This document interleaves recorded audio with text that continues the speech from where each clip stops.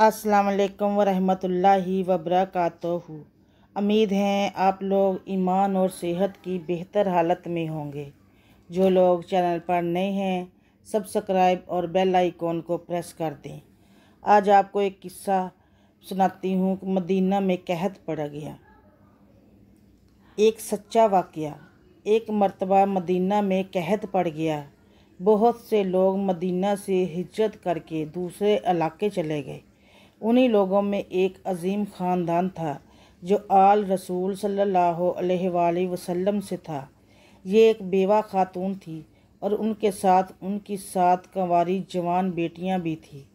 जब मदीना के मुनाफिकीन ने उनका मजाक उड़ाया कि आल रसूल सल्लल्लाहु अलैहि वसल्लम का ख़ानदान भूखा है और बेसरो सामान है, तो इन बेवा खातून ने हिजरत करने में ही गनीमत जानी। आप अपनी बच्चियों के साथ बड़े तकलीफ़दा मराहल गुजार कर समरकंद पहुंची। रास्ते की थकान और भूख प्यास की तकलीफ़ ने मज़ीद चलने से रोक दिया तो आप एक दरख्त के साए में अपनी बच्चियों को लेकर बैठ गई। लोगों ने जब बापर्दा व बावकार ख़वातीन को इस तरह बेयारो मददगार बैठे देखा तो एक साहब ने कहा कि जहाँ 2 लोग बड़े सखी हैं, एक हाकिम जो मुसलमान है, दूसरा मजूसी, आप उनसे पनाह ले लीजिए। वह खातून उठी और मुसलमान हाकिम के घर के दरवाज़े पर दस्तक दी। एक अधेड़ उम्र शख्स आया। आपने कहा कि देखें, मैं मुसाफिर हूँ और मेरे साथ मेरी जवान बच्चियाँ भी हैं।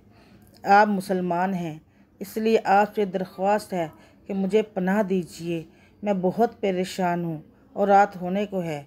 उस शख्स के चेहरे पर नागवारी के तासरात नुमाया थे। फिर खातून ने कहा कि देखें, मैं मदीना से हिजरत करके आई हूँ और मेरा तल्लक आल रसूल सल्लल्लाहु अलैहि वसल्लम से है। उस शख्स ने कहा कि क्या दलील है कि तुम आल रसूल सल्लल्लाहु अलैहि वसल्लम से हो? खातून ने जवाब दिया, बेटा, मैं बड़ी अजलत में घर से निकली हूँ। मेरे पास तो कोई निशानी नहीं है कि मैं आल रसूल सल्लल्लाहु अलैहि वसल्लम से होने का सबूत दे सकती। इस शख्स ने बड़ी बेजारी से कहा, जाओ जाओ अम्मा, यहाँ तो न जाने ऐसे कितने आते हैं। वो खातून वापस आकर बैठ गई। किसी ने कहा कि आप फ़लाँ घर पर जाएं, वो मजूसी का घर है। वो शख्स बहुत सखी और हमदर्द है। आप उठी और उसके दरवाज़े पर दस्तक देकर वही अल्फाज कहे जो मुसलमान को कहे थे। ये सुनना था कि मजूसी के चेहरे का रंग फ़क हो गया। उसने फ़ौरन अपने घर का दरवाज़ा खोल दिया और नहायत इज़्ज़त व एहतराम से उनको घर में बिठाया और अपनी बीवी से कहा कि इन लोगों के खाने पीने का बंदोबस्त करो। तुम नहीं जानती कि ये कितने अजीम लोग हैं। ये आल रसूल सल्लल्लाहु अलैहि वसल्लम से हैं। ये कहते ही उस शख्स की आंखों में आंसू आ गए और वह जल्दी से सौदा सल्फ लेने चला गया।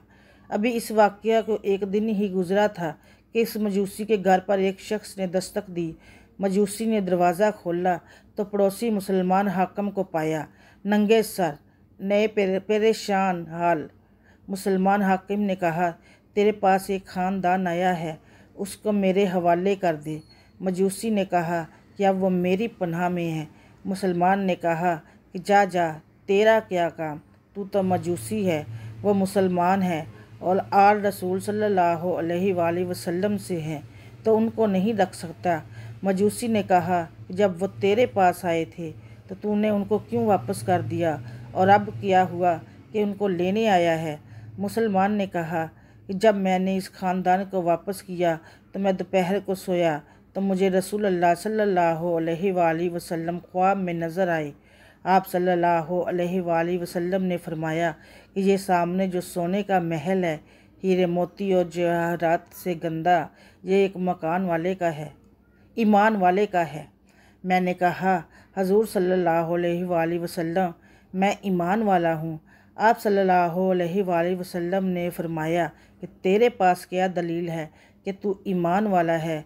मैं घबरा कर उठ गया और समझ गया कि रसूलुल्लाह सल्लल्लाहु अलैहि वसल्लम ने मुझसे दलील क्यों मांगी।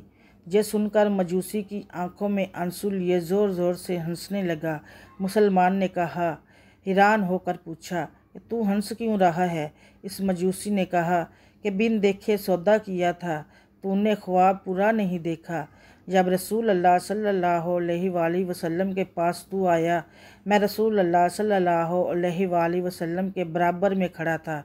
जैसे ही आँख खुली, मैंने और मेरे पूरे ख़ानदान ने कलमा पढ़ लिया।